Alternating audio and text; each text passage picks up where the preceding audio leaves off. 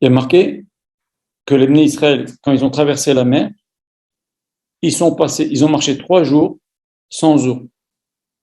Et ils étaient angoissés, ils ont crié vers Moshe, ils ont dit, mais on va mourir de soif, 3 jours dans le désert, comment on va faire?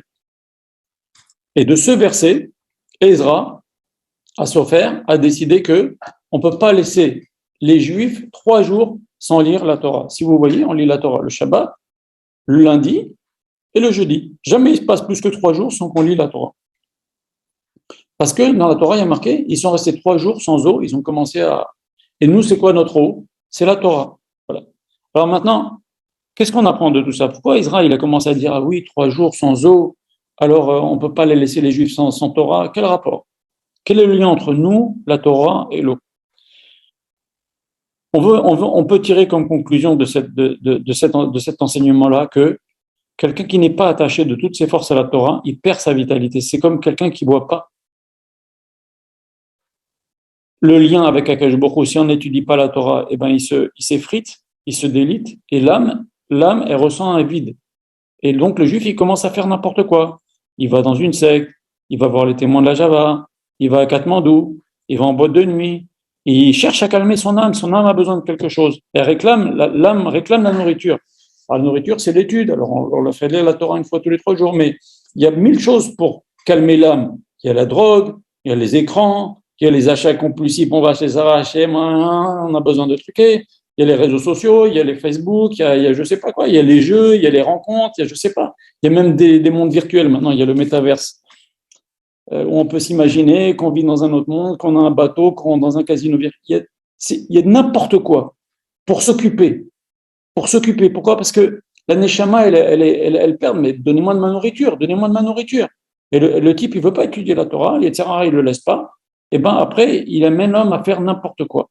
Et c'est pour ça qu'un juif qui n'est pas dans la Torah, il se met à faire n'importe quoi. Il veut calmer. Il y a quelque chose qui manque. Il y a quelque chose qui manque à l'intérieur.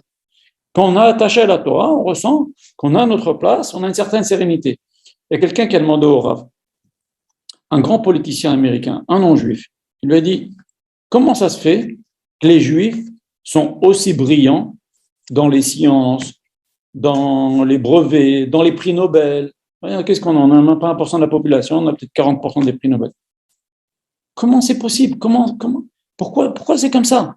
Pourquoi ils sont toujours ils ont un succès dans des trucs, ils ont des idées de génie, hein. Il a créé Facebook. Je dis pas que c'est bien, mais ça veut dire il a des idées. Ils ont des idées incroyables, les Juifs.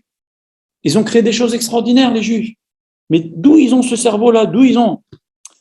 Le Rav a répondu comme ça. Il a dit, Akash Baruch Hu, il a donné dans le cœur des Juifs une âme, c'est ce qu'on vient d'expliquer tout à l'heure, et cette âme-là a soif de Torah. Et Akash Baruch Hu, il a donné aussi un cerveau pour pouvoir comprendre la Torah, un cerveau qui peut aller vite et fort et loin. Pour comprendre la Gemara qui est difficile, c'est des raisonnements compliqués, etc. Maintenant, si le type, il ne met pas sa tête dans la Torah, son cerveau et sa capacité cérébrale, il les a toujours. Madame, je vous en prie, il faut arrêter la vidéo. Voilà.